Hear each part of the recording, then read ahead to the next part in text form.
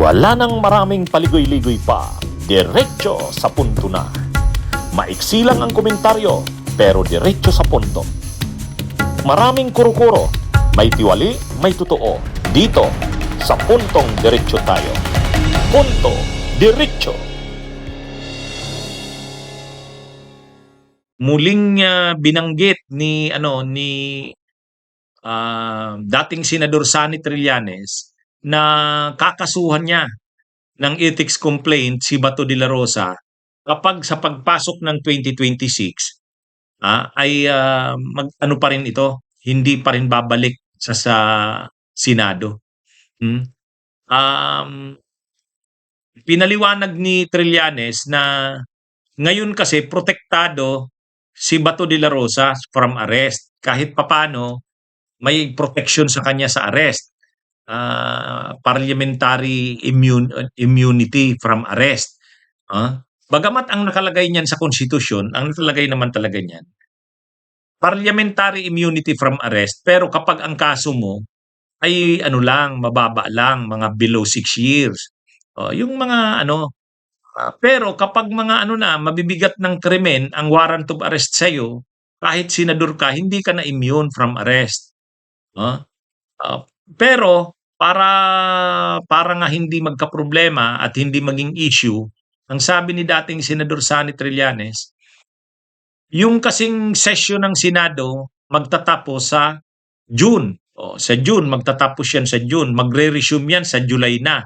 Yung SONA na naman sa 2026. So sabi ni dating Senador Sonny Trillanes, kapag nag-post na yung session, tapos hindi pa rin siya bumalik, tapos na yung session ibig sabihin mga June, tapos sa July hindi siya bumalik, hindi pa rin siya magpakita, magpa-file na siya ng ethics complaint, sabi ni Trillanes. Ang pagkakaiba kasi noon, kapag natapos na yung session, wala na siyang protection. At saka, ano na yan, ibig sabihin nakaisang session na ang Congress, hindi ka pa rin sumisipot. Sa Congress kasi, ang tinuturing na session, yung isang buong session from mula July, yung SONA, after ng SONA, katapos hanggang June. Pagkatapos ng June o kaya May, mga ganyan, nagbi-break ang Senado. Yan yung ibig sabihin nagtatapos ang session. Kaya sabi ni dating Senador Sonny Trillanes, hintayin natin. Pusin natin yung isang session ng Senado, yung isang buong session. Kaya ito, kapag natapos yung isang session at wala pa rin si Bato, hindi pa rin nagpapakita, sabi niya, pa-filean niya na yan. Yan ang malinaw na sabi ni Trillanes, mga kabunyog, mga kababayan. Kaya, abangan daw. Itong sinabi, pagka natapos itong regular session na ito sa June, sa July po at hindi pa rin siya mag-a-appear sa Senado, papile po ako ng ethics case para ma-expel siya dahil hindi siya pumapasok. So, ang pagkakaiba ng pag-file mo ng ethics complaint sa July, tapos na yung isang session, hindi pa rin uma-attend, malakas ang basihan na ma-expel siya. Kasi isang buong session na ng Senado ang hindi mo inattend. Hindi ka umattend sa session ng Senado. Mahigit isang buwan nang missing in action si Senador Bato de la Rosa matapos umugong ang umano'y arrest warrant niya mula sa ICC. Kaya naman na-action na si dating Senador Antonio Trillanes. Maghahain daw ng ethics complaint si former Senator Sonny Trillanes laban kay Senator Bato de la Rosa. Yan ay kapag hindi pa rin siya pumasok sa Senado hanggang sa matapos ang regular session nila bandang June o July ng 2026. Para ma-expel siya dahil hindi siya pumapasok. Yan ang mandato niya at pag hindi niya ginawa yan, ay